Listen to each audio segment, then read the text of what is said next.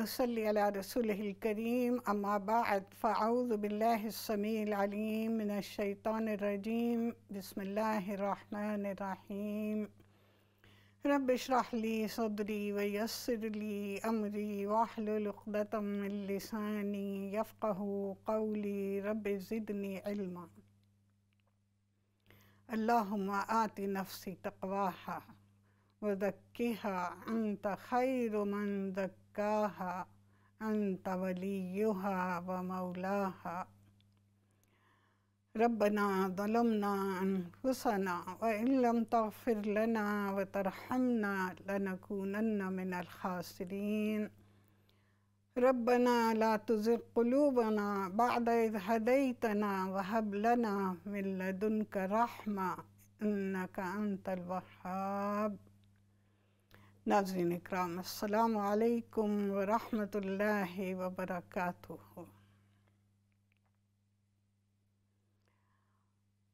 بہت ہی مبارک مہینہ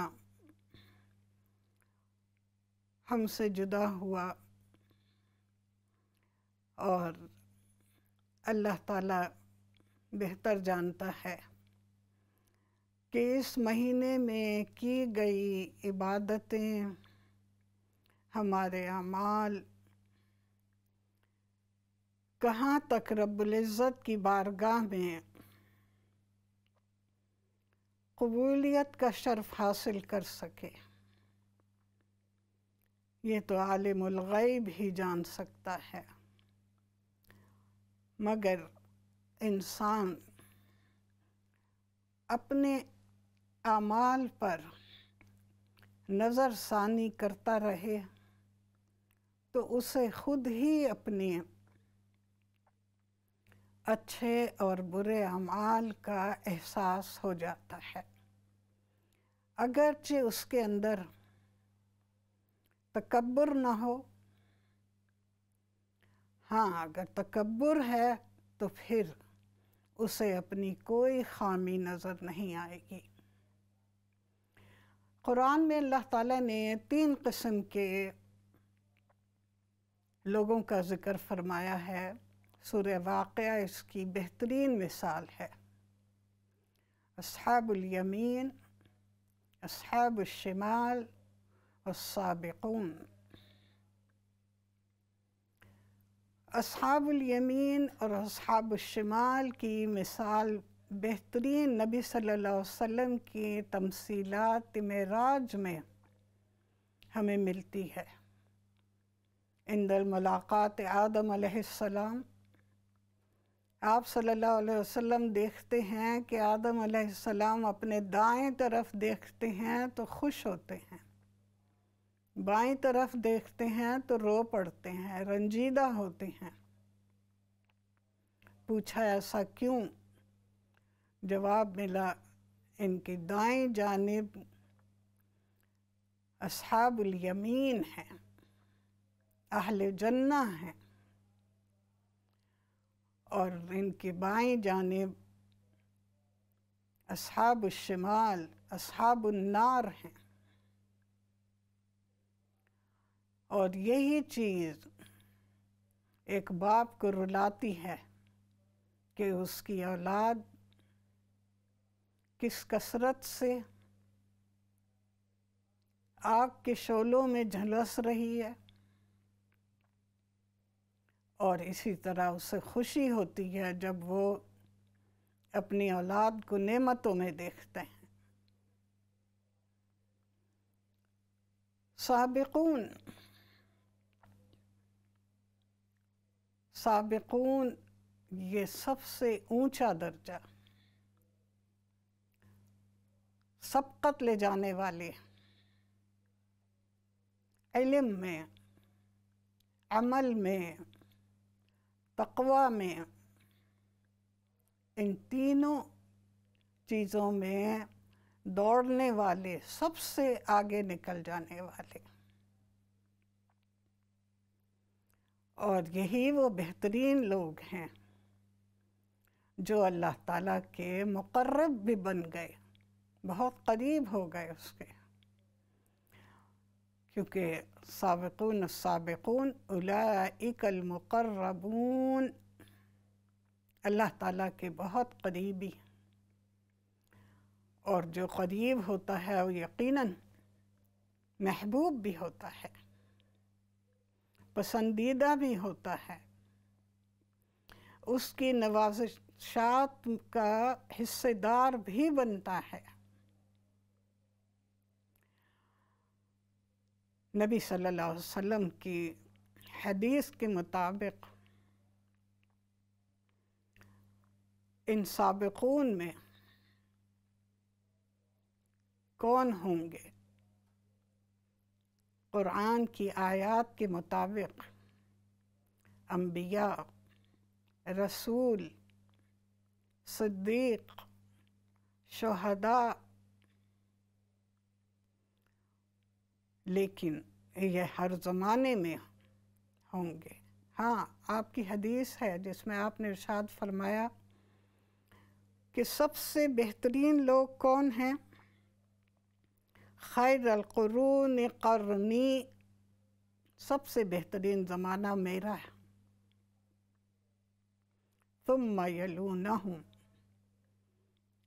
پھر اس کے بعد آنے والا، ثم یلونہم، پھر اس کے بعد آنے والا۔ لیکن ہر زمانے میں آپ کو ایسے لوگ ملیں گے جو کہ سابقون میں سے بھی ہوں گے انشاءاللہ، اصحاب الیمین سے بھی ہوں گے، اور بد نصیب اصحاب الشمال سے بھی ہوں گے۔ اللہ تعالیٰ کو جو بات سب سے زیادہ ناپسند ہے وہ ہے کسی بھی انسان کا تکبر میں مبتلا ہونا۔ پچھلی قومیں جو برباد ہوئیں، اللہ تعالیٰ کے غضب کا شکار ہوئیں، چاہے وہ ایک کوئی فرد تھا یا پوری قوم تھی، ان میں سب سے بڑی بیماری جو تھی وہ تھی تکبر کی، اپنے آپ کو صحیح سمجھنا، اپنی خود نمائی کرنا اور دوسروں کی تحقیر کرنا۔ یہ تحقیر جو ہے یہ انسان کو برباد کرنے کے لیے کافی ہے۔ ہر زمانے میں ایسے مواقع ہوتے تھے کہ ان مواقع کی وجہ سے انسان ان برائیوں میں مبتلا ہوتا تھا۔ جو زمانہ ترقی کر رہا ہے، برائیوں کے اسباب بھی ترقی پذیر ہیں، اور انہی میں ایک فیس بک ہے۔ دنیا میں کوئی بھی چیز بری نہیں، یہ انسان کے اوپر منحصر ہے کہ اسے کیسے استعمال کرتا ہے۔ لباس جو کہ اللہ تعالیٰ نے اس کی تفصیل میں فرمایا ہے، لباس التقوی ذالک خیر، میاں بیوی کو ایک دوسرے کا لباس، عیب پوشی کرنے والا، یہ انسان کے اوپر منحصر ہے کہ وہ کسی بھی چیز کو کیسے استعمال کرتا ہے۔ لباس کو عریانی کے لیے، بے حیائی کے لیے، خود نمائی کے لیے، بدکاری کے لیے استعمال کیا جا سکتا ہے، یہ انسان کے اوپر منحصر ہے۔ اب لباس کی تخلیق جو ہے وہ تو ایک بہترین فارم میں ہوئی ہے کہ انسان کی اعضاء کو جو کہ جائز نہیں کسی بھی غیر وابستہ شخص کے لیے، ان سے چھپایا جائے، گرمی سردی سے بچا جائے۔ پانی اور گرم لو سے بچا جائے، یہ ہے لباس۔ بعین ہی، جیسے میں نے ذکر کیا فیس بک کا، اس کو آپ اچھی باتوں کے لیے بھی استعمال کر سکتے ہیں۔ ہاں، کسی بھی چیز کو آپ اپنا خدا مان لیں، دن رات اسی میں مشغول رہیں، تو وہ پھر انسان حد سے بڑھ جاتا ہے۔ وہ تو کوئی بھی چیز ہے، آپ کمپیوٹر لے لیں، آپ لیپ ٹاپ لے لیں، آپ موبائل لے لیں، آپ فیس بک لے لیں، آپ واٹس ایپ لے لیں، کچھ بھی لے لیں، لیکن اسے ایک حد تک اگر استعمال کیا جائے تو یقیناً اس میں کوئی برائی نہیں۔ لیکن اب رمضان ہی کے مہینے میں، جیسے کہ میں نے ذکر کیا کہ اصحاب علم ہمیں آپ کو اپنے ارد گرد بہت ملیں گے، اتنے زیادہ آپ کو ملیں گے کہ ان کے القاب جو ہیں وہ ان کے قدوں سے بڑھ جاتے ہیں۔ ہاں، عمل اس میں وہ بہت چھوٹے نظر آئیں گے۔ ایک صاحب بصیرت ان کو بہت پستہ قد دیکھے گا عمل کے بارے میں۔ رمضان ہی میں ایک اسی طرح کے عالم جو بڑے معروف ہیں ہماری سوسائٹی میں، ان کی فیس بک پڑھنے کا اتفاق ہوا، جس میں وہ ایک شخص کو کافر، فاسق، فاجر، جو بھی ان کے ذہن میں القاب تھے اس سے وہ نواز رہے تھے۔ اس عبارت کو پڑھ کے سب سے پہلے میرے ذہن میں جو بات آئی وہ یہ کہ اللہ تعالیٰ کے بعد نبی صلی اللہ علیہ وسلم کی احادیث ہمارے لیے حکم کا درجہ رکھتی ہیں، اور اس میں آپ نے کیا ارشاد فرمایا ہے کہ کوئی مسلمان دوسرے مسلمان کو کافر نہ کہے، اور اگر وہ ایسا کرے گا تو اگر دوسرا شخص کافر ہے تو ورنہ وہ شخص خود کافر ہو جائے گا۔ کافر وہ جو کہ علی الاعلان اللہ تعالیٰ کا انکار کرے۔ تو اب ایک عالم کے لیے یہ عبارت لکھنا، جبکہ ہم میں سے ہر شخص جانتا ہے کہ جس کے بارے میں عبارت لکھی گئی اس نے کبھی اللہ تعالیٰ کا انکار نہیں کیا، اس نے کبھی رسول اللہ صلی اللہ علیہ وسلم کی محبت میں کوتاہی کا اظہار نہیں کیا،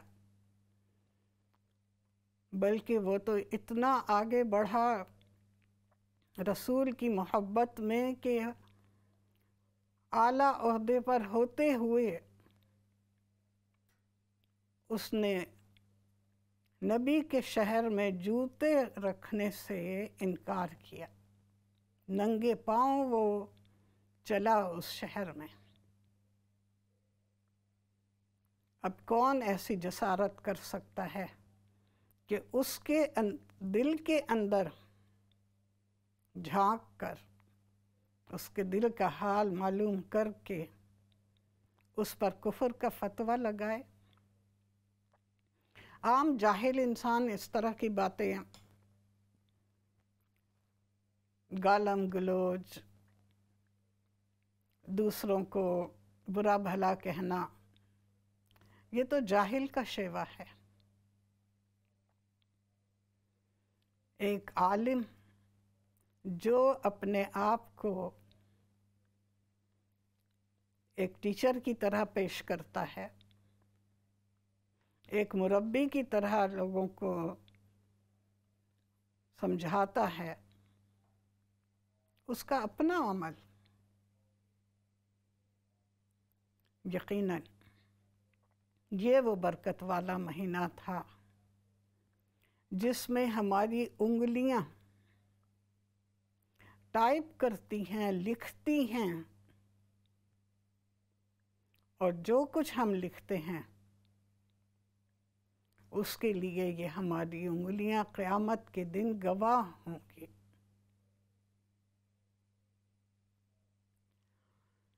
یقیناً یہ ایک واقعہ نہیں ہے، زبانی، کلامی، تحریری، پورا مہینہ ان اسباب کو لے کر، ان وسائل کو لے کر لوگ اپنے دن اور رات، اپنے روزے اور مبارک راتیں ضائع کرتے رہے۔ پھر دعویٰ یہ کہ ہم نے بہت نیک کام کیا، ہم نے بہت عبادت کی،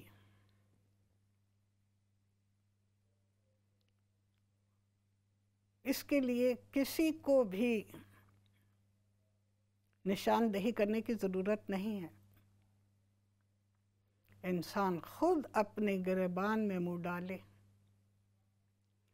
اور اس کے بعد پھر خود فیصلہ کرے کہ کیا اس نے واقعی کما حقہ رمضان کا حق ادا کیا، کیا وہ اللہ تعالیٰ کی مغفرت کا مستحق ہوا۔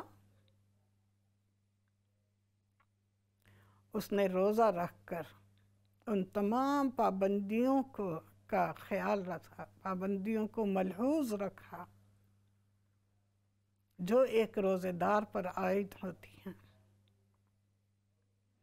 کیا رمضان کی شب، ہر شب پہلی رمضان سے لے کے اور آخر تک پہلی شوال تک کی شب، اس نے واقعی اپنے رب کو راضی کرنے میں بسر کی، یا باقی مہینوں کی طرح اپنے ارد گرد کے لوگوں کو خوش کرنے کے لیے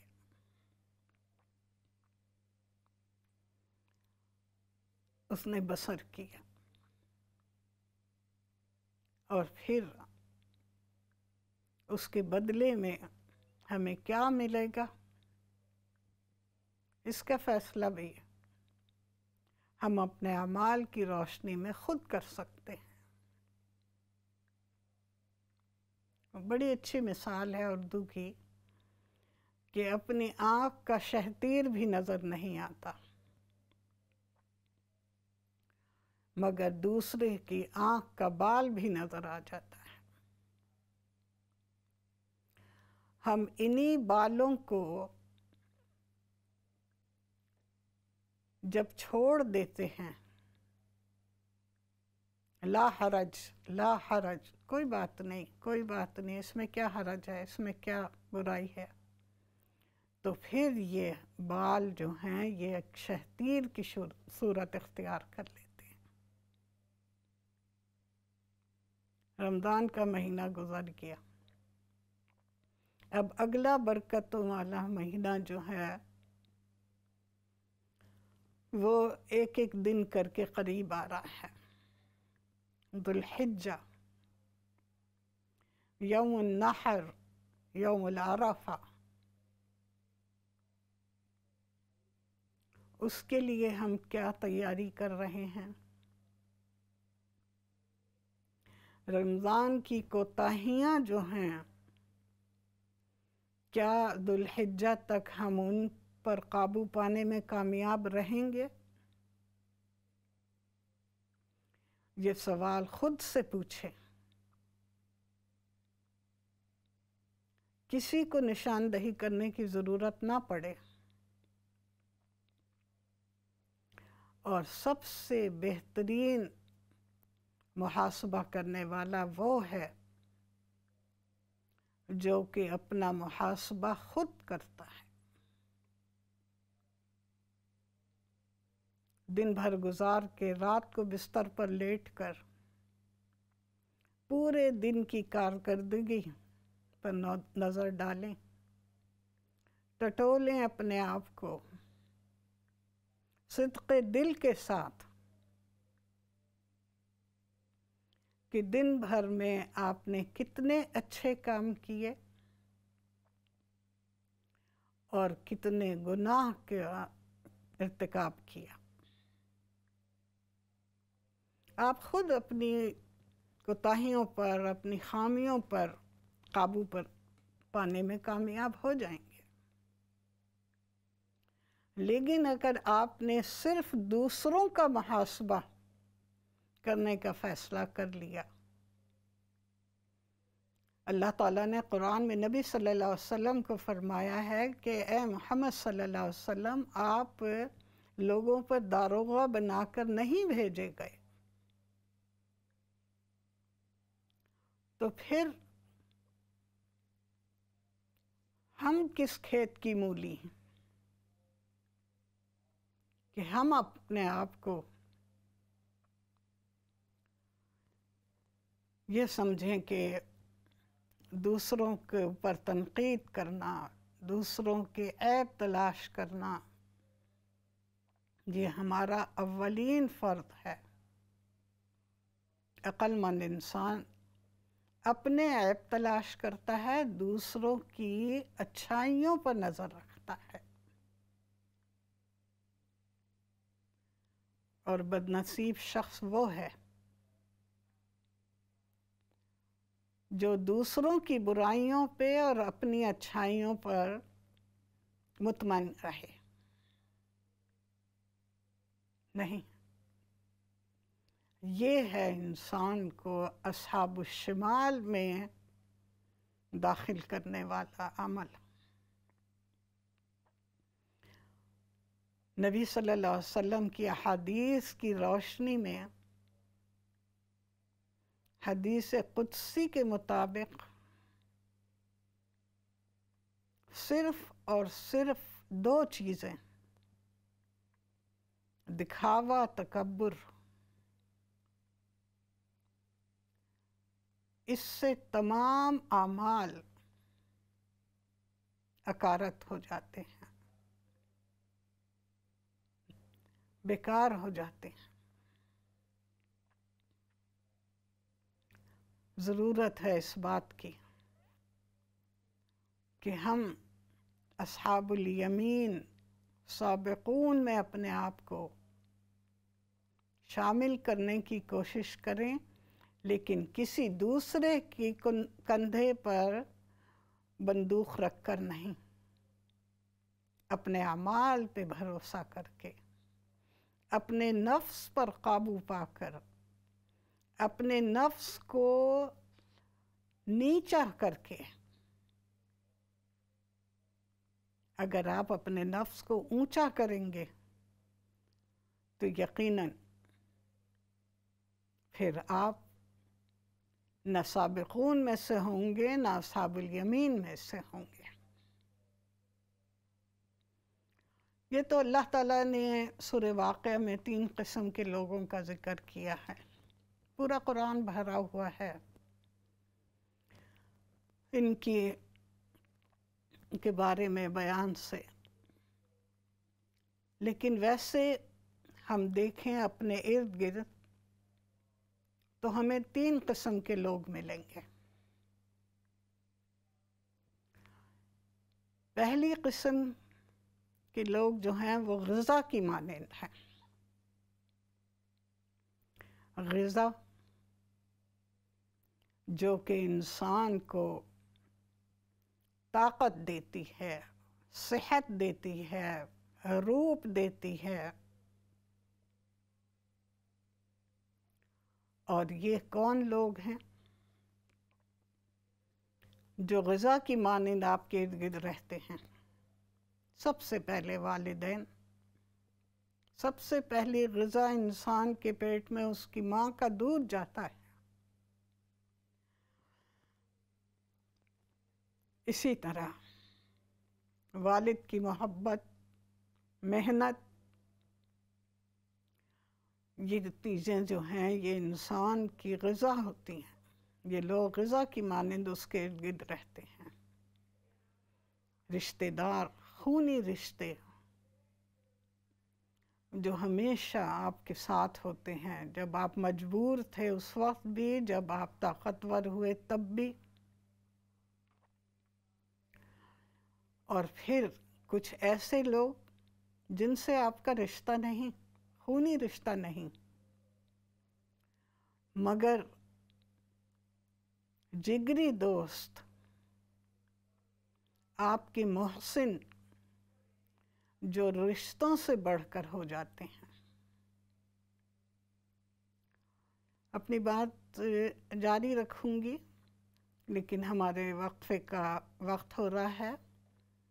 انشاءاللہ وقفے کے بعد پھر حاضر ہوتی ہوں. اس وقت تک کے لیے اجازت دیجیے. السلام علیکم ورحمۃ اللہ وبرکاتہ. سبحان اللہ وبحمدہ، سبحان اللہ العظیم. السلام علیکم ورحمۃ اللہ وبرکاتہ. ناظرین اکرام، وقفے سے پہلے آپ سے کچھ باتیں کر رہی تھی اور ذکر تھا دنیا میں ہمیں 3 قسم کے لوگ ملتے ہیں. سب سے پہلے غذا کی مانند وہ لوگ جو آپ سے جڑے رشتوں کے حامل ہیں.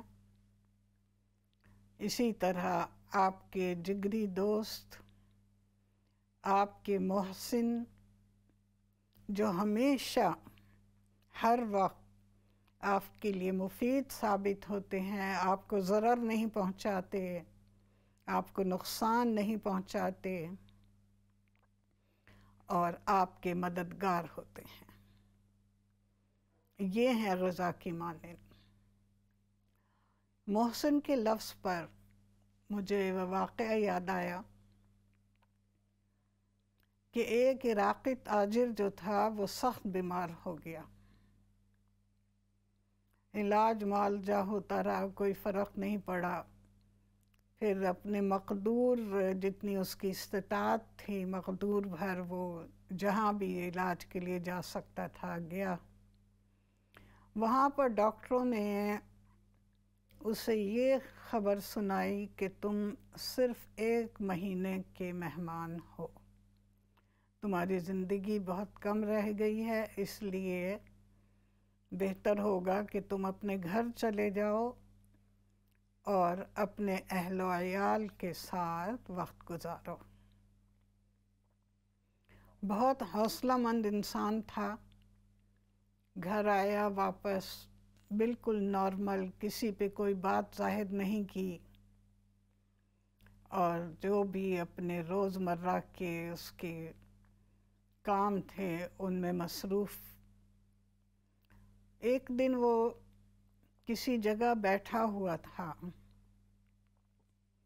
کہہ دیں سڑک کے قریب کوئی پارک، کوئی بینچ. تو وہاں پر اس نے دیکھا کہ ایک عورت جو ہے وہ فٹ پاتھ پہ کھڑی ہوئی ہے اور قریب ہی کوئی گاڑی آ کے کھڑی ہوتی ہے اور ان دونوں میں تکرار ہو رہی ہے. اب یہ اتنا قریب تھا کہ ان کی باتیں آرام سے سن رہا تھا. عورت اسے کہہ رہی تھی کہ میری مدد کرو، میرے 5 بچے ہیں، ہمارا کوئی آسرا نہیں، اس لیے. اور وہ شخص جو تھا وہ کچھ مطالبہ کر رہا تھا، یہاں تک کہ اس عورت نے کہہ دیا کہ ٹھیک ہے، تم میرا جسم بھی خرید سکتے ہو لیکن میں اپنے بچوں کو بھوکا مرتا نہیں دیکھ سکتی۔ یہ بات سن کر وہ اٹھا اپنی جگہ سے، اس عورت کے پاس آیا اور اس سے بات شروع کی، تو وہ گاڑی والا جو تھا وہ اپنی گاڑی چلا کر وہاں سے چلا گیا۔ اب اس شخص نے اس سے حالات پوچھے اور پھر کہا کہ مجھے اپنے گھر کا پتہ دو، میں تمہیں باقاعدہ ہر ماہ راشن بھجواؤں گا جب تک تمہارے بچے اپنے پاؤں پہ کھڑے نہیں ہو جاتے، تمہاری ہر ضرورت پوری ہوگی، مگر تمہیں میرے سے ایک وعدہ کرنا ہوگا، اور وہ وعدہ یہ کہ تم کبھی کسی بدکاری کی طرف نہیں جاؤ گے۔ پیاسا کیا چاہے پانی، اس عورت کو اپنی مراد پوری ہوتی نظر آئی، اس نے وعدہ کر لیا۔ یہ شخص اس کا پتہ لے کے آیا اور پھر اس نے اس کا راشن ماہانہ باندھ دیا۔ اس کے ساتھ ہی وہ گھر کرائے پہ رہتی تھی، تو کرایہ دار کا جو پچھلا قرض تھا وہ سب ادا کروایا۔ یہ تمام کام اس نے پورے کیے، اور پھر اس نے اپنی وصیت میں اس بات کا بھی اضافہ کیا، اس عورت کا نام پتہ لکھ کے، کہ جب تک اس کے بچے اپنے پاؤں پہ کھڑے نہیں ہوتے اس وقت تک اس کا سارا خرچہ میری اولاد کے ذمے ہے، میرے کاروبار سے، میرے مال سے اس کی مدد ہوگی۔ آہستہ آہستہ اس نے محسوس کیا کہ اس کی صحت بہتر ہو رہی ہے۔ کچھ عرصے کے بعد وہ پھر ڈاکٹر کے پاس گیا تو معلوم ہوا اس کی بیماری جو ہے وہ کسی حد تک کم ہو چکی ہے، اور یہ ڈاکٹروں کے لیے بڑی عجیب سی بات تھی، لیکن سب سے بڑا ڈاکٹر جو اللہ تعالیٰ ہے اس کے لیے کوئی مشکل نہیں، جو ذرے میں جان ڈال دیتا ہے، اس نے اس کو صحت عطا فرمائی، اور وہ شخص 12 سال زندہ رہا۔ 12 سال گزر گئے، اس کے بعد پھر اس کا انتقال ہوا، اور جب اس کی وصیت نکالی گئی تو اس میں اس عورت کا پتہ تھا، اور یہ تمام کام اتنی خاموشی سے ہوئے، خفیہ طور پہ، کہ اس کے گھر والوں کو اس بات کا پتہ نہیں چل سکا۔ جب انہوں نے وصیت پڑھی تو اس میں پھر اس عورت کا پتہ ملا، اس کے بیٹے جو تھے وہ اسی طرح پیسے لے کر اس کے گھر کا کرایہ اور اس کے راشن کا سب کچھ لے کے اس کے گھر پہنچے، تو اور بتایا کہ اس طرح ہمارے باپ کا 1 ہفتہ پہلے انتقال ہوا ہے، آج ہم نے وصیت کھولی تو اس میں یہ ہمیں تمہارا پتہ ملا۔ تو اس عورت نے کہا کہ مجھے اب اس کی ضرورت نہیں ہے، 1 ہفتہ پہلے میرے بیٹے کو پہلی تنخواہ ملی ہے، بہت اچھی نوکری اسے مل گئی ہے، اور اب میں اس کی حقدار نہیں یہ پیسہ کسی اور مستحق کو دو اور اس پر خرچ کرو اپنے باپ کی وصیت کے مطابق۔ تو یہ ہیں وہ لوگ جو کہ غذا کی مانند ہوتے ہیں، جن کی محبت، جن کا سلوک آپ کی رگوں میں خون کی طرح دوڑتا ہے، اور یہی بہترین لوگ ہیں جو اس کائنات پہ موجود ہیں، اور انہی کی وجہ سے یہ زمین اور آسمان اب تک اپنی جگہ پر قائم ہیں۔ ایسے لوگ اگر دنیا سے ختم ہو جائیں تو یقیناً پھر ہمارا حشر بھی وہی ہوگا جو پچھلی قوموں کا ہوتا رہا ہے۔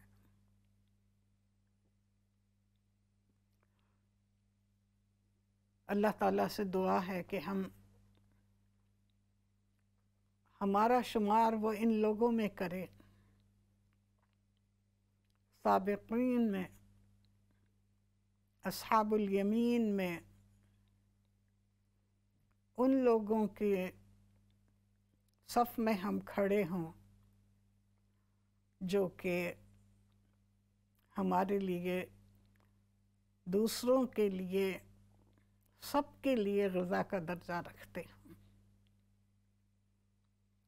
غذا سے انسان بہت محبت کرتا ہے۔ روزی کے لیے انسان کتنی مشقت برداشت کرتا ہے، دن رات، سردی گرمی، اس کے کام میں حائل نہیں ہوتی، اور یہ کس کے لیے کرتا ہے؟ اپنے ساتھ ساتھ اپنی اولاد کے لیے، اپنے سے جڑے رشتوں کے لیے۔ سقراط کو جب سزا دی گئی، موت کی سزا، تو اس سے سوال کیا گیا کہ تمہاری کوئی خواہش؟ تو اس نے کہا کہ ہاں، میں چاہتا ہوں اس شہر کے سب سے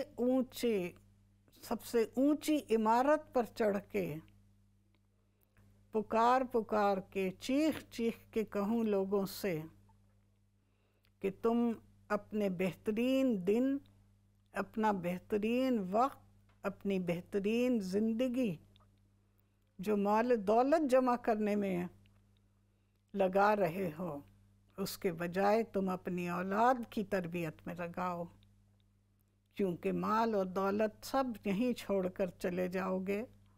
صرف یہ واقعی بڑی پتے کی بات اس نے کہی، کیونکہ اولاد ہی وہ چیز ہوتی ہے جو اس کے مرنے کے بعد اس کے نام کو زندہ رکھتی ہے۔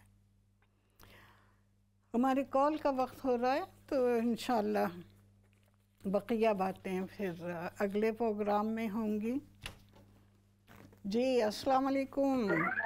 السلام علیکم آنٹی، کیسی ہیں آپ؟ آپ کو دیکھ کر بہت خوشی ہوئی۔ میں نے کافی عرصے بعد جو ہے آپ کو ٹی وی پر دیکھا۔ مجھے نہیں پتا آپ لاسٹ ویک آئی تھی یا اس سے پہلے، لیکن ماشاءاللہ سے آپ کو دیکھ کے بہت خوشی ہوئی۔ تھوڑی سی آواز اونچی کرے پلیز۔ Hello G sorry. السلام علیکم۔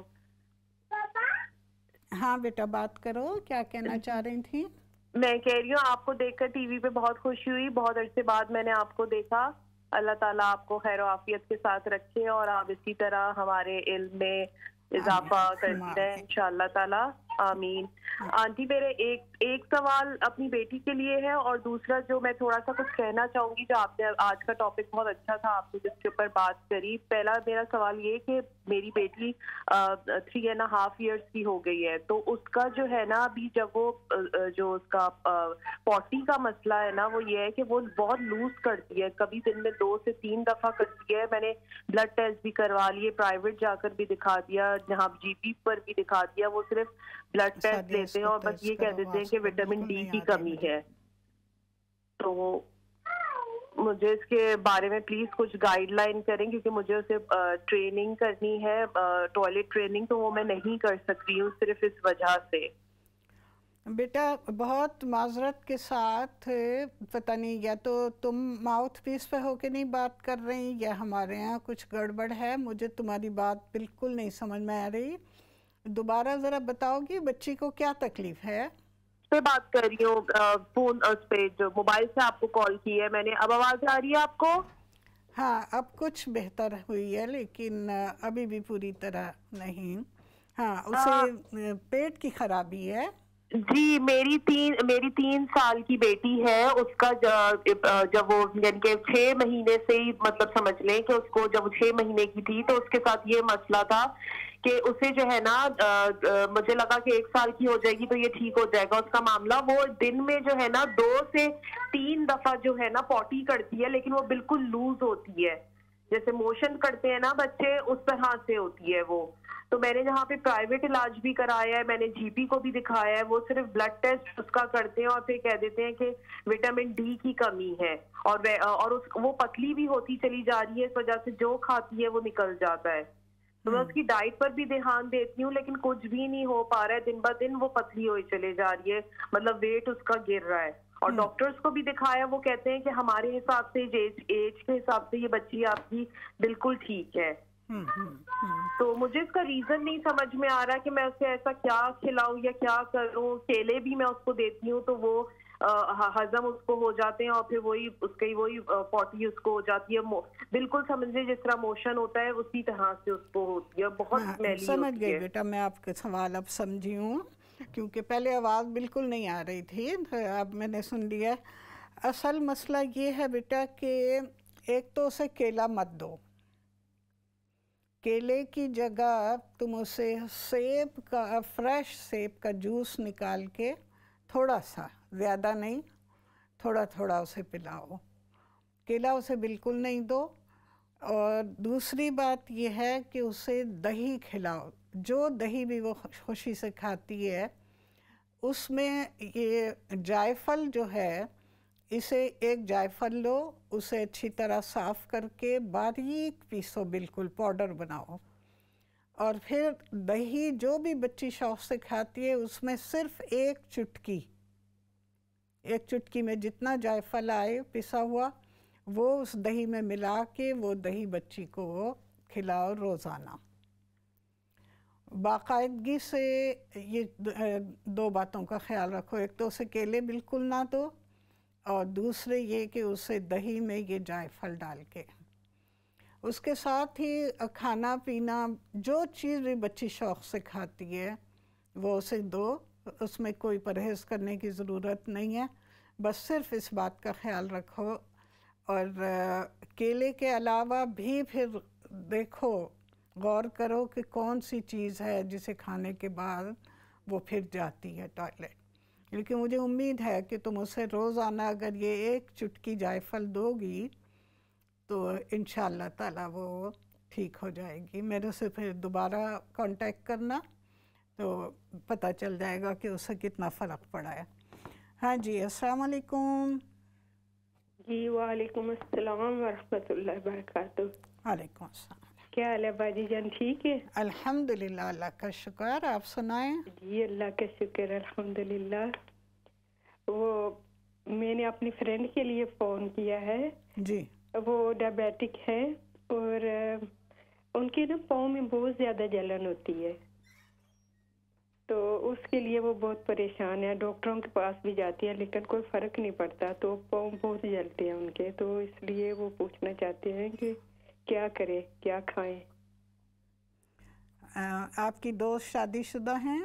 ہاں وہ تو ماشاءاللہ 80+ ہیں جی. ان کے میاں فوت ہو گئے ہیں, بیوہ ہے, بچے نہیں ہیں ان کے نا. جی. آپ اپنی دوست سے کہیں کہ صبح کے وقت جب وہ اٹھتی ہیں تو دہی لے کر اس سے اپنے پاؤں کے اوپر مالش کریں, لیکن جب مالش کریں تو اس بات کا خیال رکھیں کہ ایڑی سے پنجے کی طرف. یہ اچھی طرح مالش کرنے کے بعد پھر کسی بھی کپڑے سے کاٹن کے گیلا کر کے ٹھنڈے پانی میں اس سے اپنا پاؤں پوچھ کے جرابیں پہن لیں, کاٹن کی پتلی والی جرابیں. رات کو سونے سے پہلے 1 چمچہ چینی کا لیں اور اس میں برف کا پانی ڈالیں, اسے انگلی سے اچھی طرح مکس کریں. جب چینی گھل جائے تو یہی پانی جو ہے اس سے پھر اسی طرح اپنے پاؤں پہ مالش کریں, ایڑی سے پنجے کی طرف, اور اس کے بعد پھر ایک کپڑا جو ہے ململ کا وہ پاؤں پہ لپیٹ کے اور سو جائیں.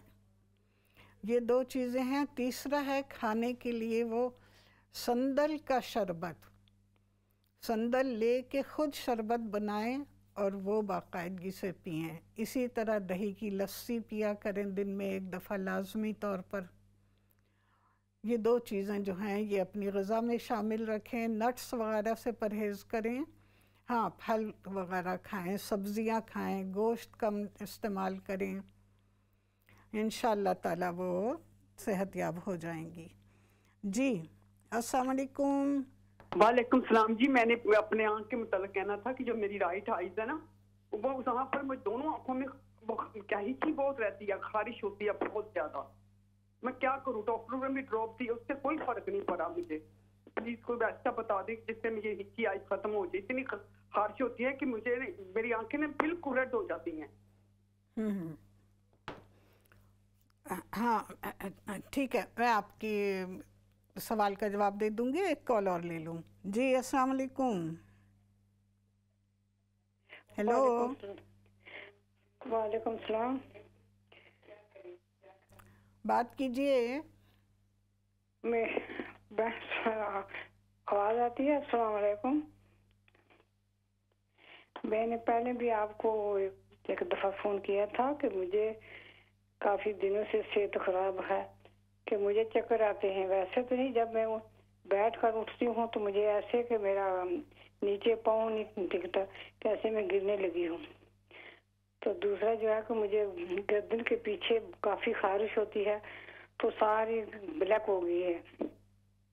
تو میں نے سوچا کہ ڈاکٹر کبھی کہتے ہیں وٹامن ڈی نہیں ہے, کبھی کہتے ہیں یہ ہے. تو میں آپ کا فون کیا کہ اس لیے میں آپ سے مشورہ کروں کہ کیا آپ کو بتائیں, اگر آپ کی بڑی مہربانی ہوگی. آپ کی عمر کیا ہے؟ جاؤں گی تو پھر مجھے بتانا کہ میں ارے بھائی آپ کی عمر کیا ہے؟ جی عمر میری 70 کی ہوگی, 70. تو میں سوچا شاید کوئی خون میں کچھ خرابی ہوگی یا کہ کیا ہو گیا. اچھا, یہ خارش جو ہے صرف گردن کے پیچھے ہے یا اور بھی کہیں ہیں؟ صرف پیچھے, گردن کے پیچھے. تو کافی بلیک ہو گئی ہے, جو مجھے تو نہیں دکھائی دیتی. تو میں بیٹی کو دکھایا تو کہتی اماں یہ کافی نہیں, میں پوچھ رہی ہوں کہیں اور بھی ہے یہ تکلیف؟ جی آواز نہیں صحیح آتا کیا؟ آپ کے جسم میں کہیں اور بھی ہوتی ہے یہ تکلیف؟ اور تو کوئی خاص تکلیف نہیں ہے, ابھی تو میرے گھٹنوں کا آپریشن ہوا تھا. چلیے ٹھیک ہے, کوئی بات نہیں. جزاکم اللہ. ہاں جی السلام علیکم. اچھا پہلا سوال خاتون کا تھا کہ سیدھی آنکھ میں خارش ہوتی ہے. دیکھیں خارش ہو سکتا ہے کہ آپ کو پولن سے الرجی ہو. آج کل سبزہ جو ہے وہ نکل رہا ہے, اور اس کی وجہ سے کچھ لوگوں کو ہے فیور ہوتا ہے. تو اگر آپ کو پولن کی وجہ سے ہے، جب آپ باہر نکلیں گارڈن میں تو چشمہ لگا کے نکلیں، اس بات کا خیال رکھیں. اور اس کے ساتھ ہی کچھ اور چیزیں بھی میں آپ کو بتاؤں گی، لیکن ہمارے وقفے کا وقت ہو رہا ہے. وقفے کے بعد پھر انشاءاللہ ملتے ہیں. اس وقت تک کے لیے اجازت دیجیے. السلام علیکم ورحمۃ اللہ. سبحان اللہ وبحمدہ، سبحان اللہ العظیم. ورحمۃ اللہ وبرکاتہ. ناظرین اکرام، ایک سوال کا جواب دے رہی تھی وقفے کے سے پہلے. خاتون نے سوال کیا تھا کہ ان کی سیدھی آنکھ میں خارش. دیکھیں، پہلی چیز تو یہ ہے کہ آپ جب صبح اٹھتی ہیں تو اٹھنے کے بعد تھوڑی سی ویزلین لے کے اپنی چھنگلی میں لگا کے دونوں ناک کے نتنوں میں لگا لیا کریں. دوسری چیز یہ ہے کہ آپ عرق گلاب لیں خالص. یہ ایران کا یا بیروت کا خالص ہوتا ہے، وہ لیں اور اسے کپڑے کو اس میں بھگو کے اسے اپنی آنکھوں میں رکھ لیا کریں. دن میں 1-2 مرتبہ جب بھی موقع ملے تو تھوڑی دیر کے لیے آنکھوں پہ رکھ کر لیٹ جائیں. اسی طرح رات کو سونے سے پہلے. اور پھر یہ ہے کہ وہ کپڑا جو ہے آنکھوں پر ہی رکھا رہے یہاں تک کہ وہ سوکھ جائے. 2 چیزیں یہ ہو گئی ہیں. اور اسی طرح آپ کوشش کریں کہ جب بھی گارڈن میں جائیں تو دھوپ کا چشمہ لگا کے جائیں، تاکہ گارڈن کا جو پولن وغیرہ ہے وہ اس سے آپ کی آنکھوں پہ اثر نہ ہو.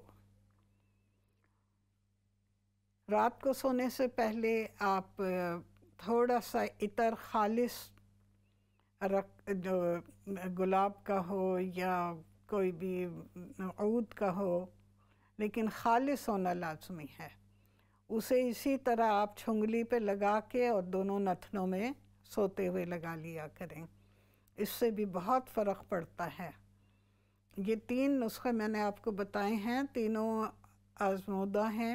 بہت لوگوں کو اس سے فائدہ ہوا ہے. آپ بھی کر کے دیکھیے، اللہ تعالیٰ شفا دینے والا ہے. اگلا سوال تھا خاتون کا کہ ان کی گردن کے پیچھے خارش ہوتی ہے. دیکھیں، عمر کے ساتھ ساتھ انسان کی جلد جو ہے وہ بہت حساس ہوتی جاتی ہے، اور اس کے لیے پھر ضرورت ہوتی ہے کہ اس کا خیال رکھا جائے. پہلی چیز تو یہ کہ جب آپ شاور لیں، نہائیں، تو جو کمر صاف کرنے والا لمبا برش ہوتا ہے وہ ہر مرتبہ استعمال کیا کریں، تاکہ جو آپ کی جلد کے مردہ سیل ہیں جو جلد کے اوپر آ جاتے ہیں وہ جلد پر سے ہٹ جائیں. دوسری چیز یہ ہے کہ آپ کاٹن کے کپڑے پہنیں، نائلون وغیرہ یا اونی کپڑے یہ استعمال نہ کریں، صرف کاٹن کے کپڑے پہنیں. بعض اوقات ریشمی کپڑوں سے کسی کو الرجی ہوتی ہے، یہ آپ کو خود پتہ چل جائے گا جب آپ غور کریں گی کہ کس کپڑے سے آپ کو سکون ملتا ہے اور کس سے آپ کو خارش ہوتی ہے. 2 باتیں یہ ہو گئیں. تیسری چیز یہ ہے کہ آپ کھانے میں کدو کا استعمال کریں. تھوڑا سا کدو روزانہ ابال کے سلاد کے طور پہ کھائیں. دہی اگر خالی کھائیں تو اس سے اتنا فرق نہیں پڑتا جتنا آپ اس میں ذرا سی چٹکی نمک، 1 گلاس میں آپ نے 1 ٹیبل اسپون بھر کے دہی ڈالی، 1 چٹکی نمک، اور اسی طرح تھوڑا سا زیرہ کو آپ ہلکا سا پیس لیں تو زیادہ اچھا ہے، مزے کا لگے گا، اور پانی ڈال کے خوب پھینٹ کے یہ کھانے کے ساتھ لے لیا کریں گے. آگے پیچھے جب بھی آپ کو سوٹ کرے اس وقت لے لیں. لگانے کے لیے ایلو ویرا صبح اور شام دن میں 2 مرتبہ لگائیں اس کی جیلی. اور جب آپ لگائیں گی تو آپ کو جلن محسوس ہوگی، لیکن آہستہ آہستہ آپ کو سکون آ جائے گا. یہ چند چیزیں ہیں جو کہ آپ استعمال کریں. ہاں، گرم چیزوں کا استعمال بہت کم کریں، جیسے نٹس وغیرہ ہیں. اسی طرح انڈے کا استعمال کم کریں.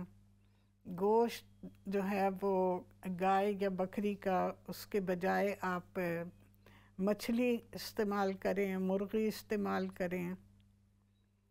بہرحال گوشت کھائیں، سارے گوشت، لیکن بہت زیادہ نہیں، بلکہ اس کی جگہ دالیں اور سبزی، یہ آپ کے لیے مفید رہیں گی. بس یہ چند چیزیں ہیں، ان کا خیال رکھیں. انشاءاللہ تعالیٰ کوئی ایسی سیریس تکلیف نہیں ہے. بس صفائی کا خیال رکھیں اپنی کمر کی. اللہ تعالیٰ آپ کو شفا دے.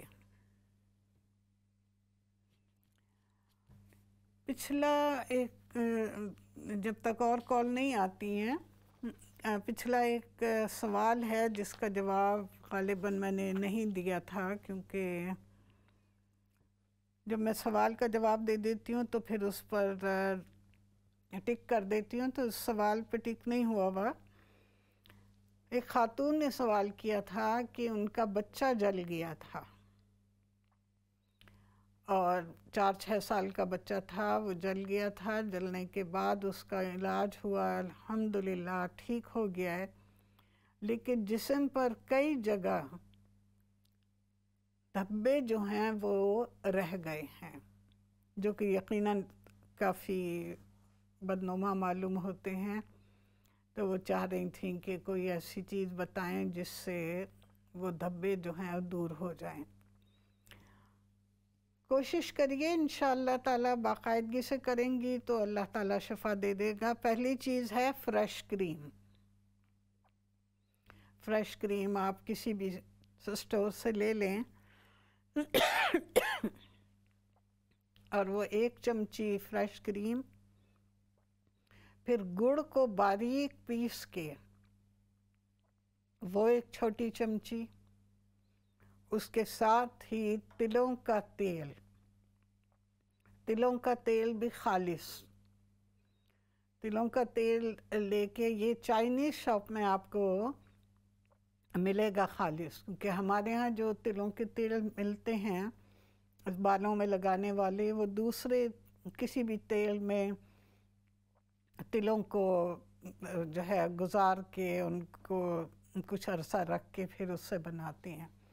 لیکن جو تیل تلوں کو پیس کے نکالا جاتا ہے وہ بالکل مختلف ہوتا ہے.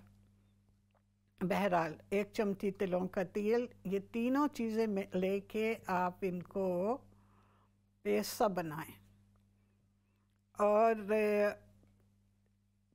پیسٹ بنانے کے بعد اب آپ اس میں تھوڑا تھوڑا عرق گلاب ملائیں. عرق گلاب جو ہے وہ تھوڑا تھوڑا ڈالتی جائیں اور اسے پھینٹتی جائیں.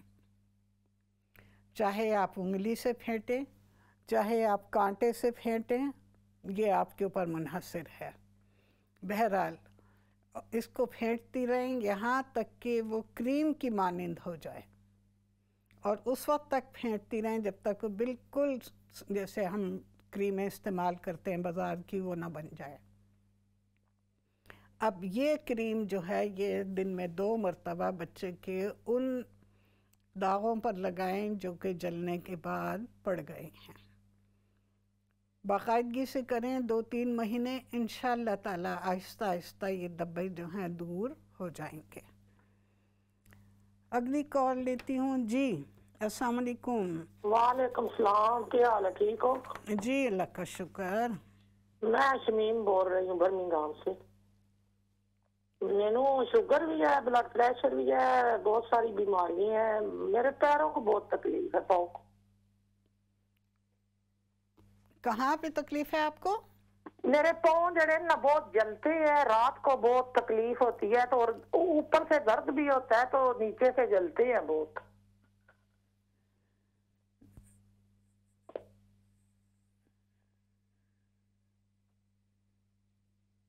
آپ دوائیں لیتی ہیں بلڈ پریشر اور کے لیے دوائیں استعمال سب دوائیں لے رہی ہوں جی, ساری دوائیاں لے رہی ہوں جی, بس پاؤں کا نہیں علاج کوئی کرتے, بہت تکلیف ہے پاؤں کو, اتنی تکلیف ہے کہ رات کو میں اٹھ کے کھڑی ہو جاتی ہوں بیڈ سے. آپ نے پروگرام شروع سے نہیں دیکھا نا؟ نہیں شروع سے نہیں, میں ابھی آدھا گزر گیا تو لگایا ہے.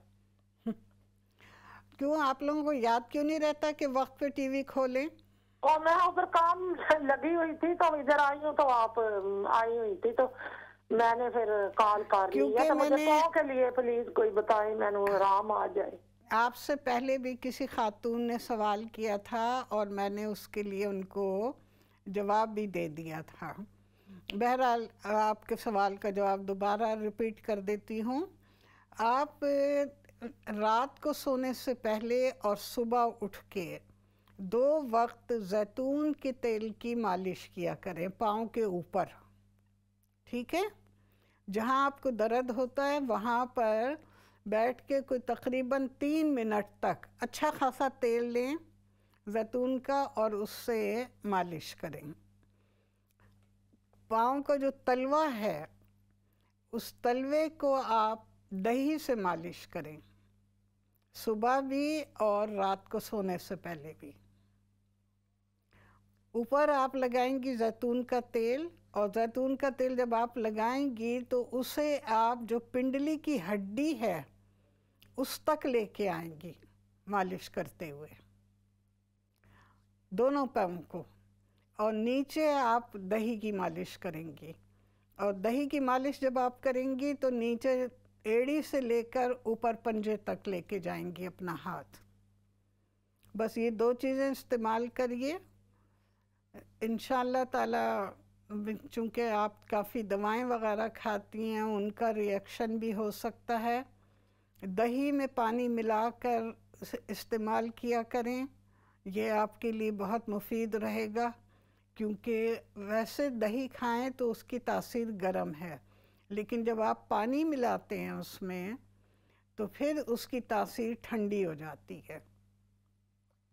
تو اس لیے ہمیشہ جن کو بھی گرمی کی شکایت ہو انہیں دہی میں پانی ملا کے استعمال کرنا چاہیے.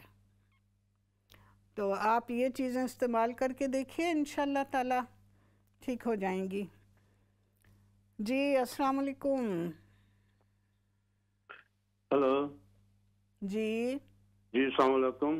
وعلیکم السلام. میں ذوالفقار بول رہا ہوں بری سے, مانچسٹر سے. مجھے کوئی تکلیف ہے گلے کی, بلغم وغیرہ بہت ہوتی ہے, تو نہ وہ باہر جاتی ہے تو نہ وہ اندر جاتی ہے, گلے میں اٹکی رہتی ہے, وہ بہت پتلی سی ہے. تو اس کے لیے کوئی بتا دیں آپ.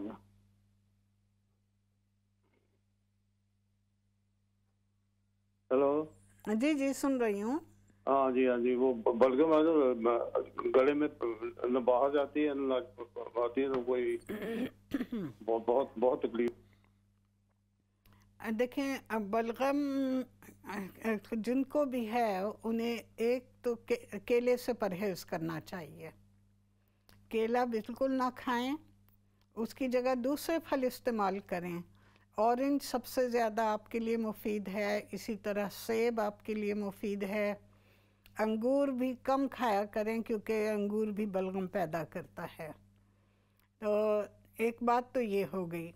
دوسری یہ کہ آپ پانی ٹھنڈا بالکل نہ پئیں بلکہ گرم پانی پیا کریں.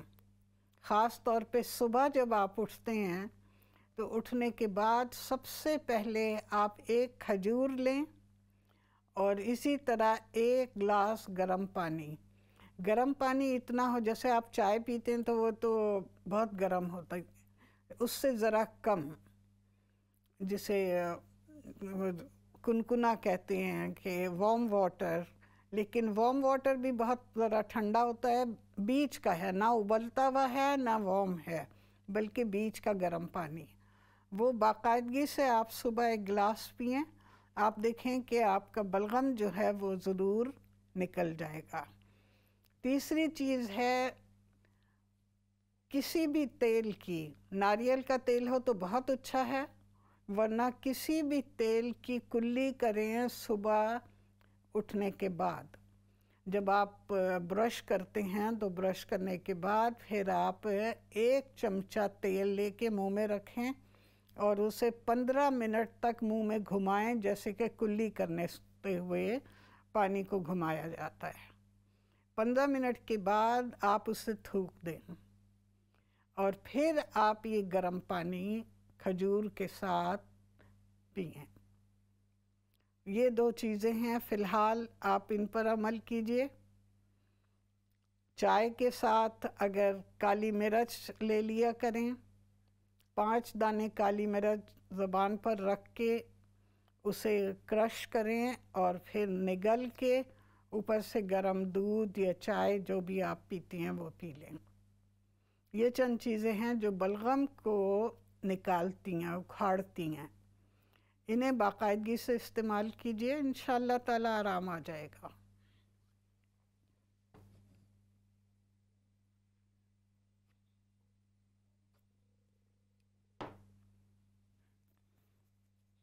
کیا بند کر دیے؟ اچھا چلیں، اگلا ایک خاتون کا سوال آیا تھا، انہیں جگر کی تکلیف ہے۔ جگر کی تکلیف بہت انسان کی تمام اعضاء پر اثر ڈالتی ہے، کیونکہ جگر ہی ہے جو کہ باقی اعضاء کو مدد کرتا ہے، تو اس لیے جگر کا خیال رکھنا بہت ضروری ہے، اور ہیپاٹائٹس وغیرہ جیسی بیماریاں جو ہیں یہ جگر ہی کی وجہ سے ہوتی ہیں۔ اب جگر کسی کا بڑھا ہوا ہوتا ہے، کسی میں اور کوئی نقص ہوتا ہے، تو اس کے لیے جو سب سے زیادہ مفید ہے وہ ہے پپیتا۔ پپیتا ہم میرا خیال ہے بہت کم استعمال کرتے ہیں، اور یہی ایک وجہ ہے جو ہمارے جگر جو ہے وہ متاثر ہوتا ہے۔ پپیتا باقاعدگی سے کھائیں، جب بھی موقع ملے دن میں 1 مرتبہ ضرور استعمال کریں۔ بعض اوقات بہت بڑے بڑے پپیتے آتے ہیں، ان کے 4 حصے کر لیں اور ایک وقت میں صرف 1 حصہ کھائیں۔ پپیتا پکا ہوا ہو، کچا نہ ہو، سخت نہ ہو بلکہ نرم ہو، یہ سب سے زیادہ مفید ہوتا ہے۔ پپیتے کے چھلکے جو ہیں جب آپ انہیں چھیلتے ہیں تو چھیلنے کے بعد آپ انہیں فریز کر لیں،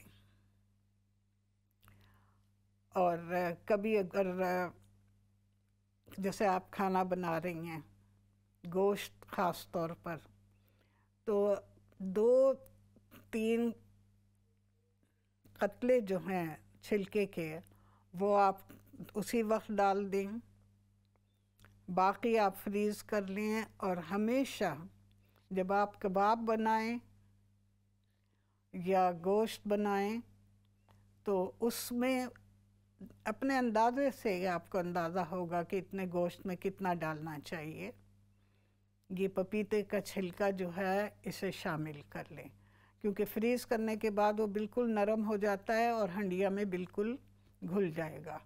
لیکن اگر کباب میں آپ ملا رہی ہیں تو پھر اس کو گرائنڈ کریں، بالکل باریک پیس کے، یعنی کنڈی ڈنڈے سے سب سے بہترین ہوگا، یا تو آپ کا جو ماربل کی ہے کنڈی اس میں پیسیں، اور پیسنے کے بعد کباب میں اسے شامل کر دیں۔ تو اسے کہتے ہیں کہ ہلدی لگے نہ پھٹکری، رنگ آئے چوکھا۔ کوئی بھی چیز ضائع نہ کریں اور کوشش کریں کہ محنت کی کمائی جو ہے وہ کوڑے میں جانے سے بچ جائے۔ پچھلے ایک پروگرام میں نے آلو کے چھلکوں کے بارے میں بتایا تھا کہ آلو کے چھلکے جو ہیں وہ کس قدر مفید ہیں۔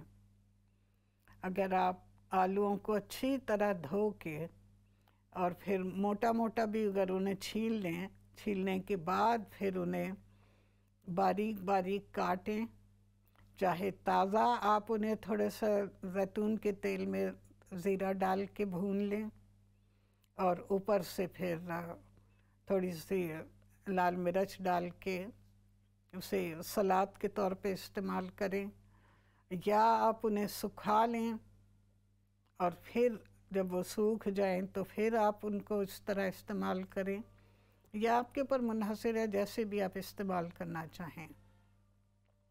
یہ آلو کے چھلکے جو ہیں یہ شوگر کے مریضوں کے لیے بہت فائدہ مند ہیں، اور دوائیں جو ہم استعمال کرتے ہیں ان کے ساتھ ساتھ یہ چیزیں بھی اگر باقاعدگی سے استعمال کریں تو یقیناً زیادہ فائدہ ہوگا، اور یہ فائدہ جو ہے یہ آپ کو مفت میں ملے گا۔ اسی طرح پیٹ کی بیماریوں کے لیے میں نے پہلے بھی بتایا تھا کہ جب آپ لیمو استعمال کرتے ہیں تو لیمو کا جو چھلکا ہوتا ہے وہ آدھا جو چھلکا ہے اس کے 4 ٹکڑے کر کے آپ پلیٹ میں رکھ کے فریج میں رکھ دیجئے، اور جب آپ کوئی بھی سالن بنا رہی ہیں، گوشت سبزی کا یا چکن بنا رہی ہیں، تو ایک ٹکڑا جو ہے ان 4 ٹکڑوں میں سے ایک ٹکڑا ڈال دیں اپنے کھانے میں اور اس کو بنائیں۔ کھانے کا ذائقہ بھی بہت اچھا ہوگا اور اس سے آپ کو بہت سے فائدے بھی ملیں گے، خاص طور پہ جگر کی بیماری، دل کی بیماری اور اسی طرح معدے کی بیماریوں کے لیے۔ اس کے ساتھ ہی ہمارے پروگرام کا وقت ختم ہو رہا ہے۔ اگلے پروگرام میں انشاءاللہ پھر آپ سے ملاقات ہوگی، اس وقت تک کے لیے اجازت دیجیے۔ السلام علیکم ورحمۃ اللہ وبرکاتہ۔ سبحان اللہ و بحمدہ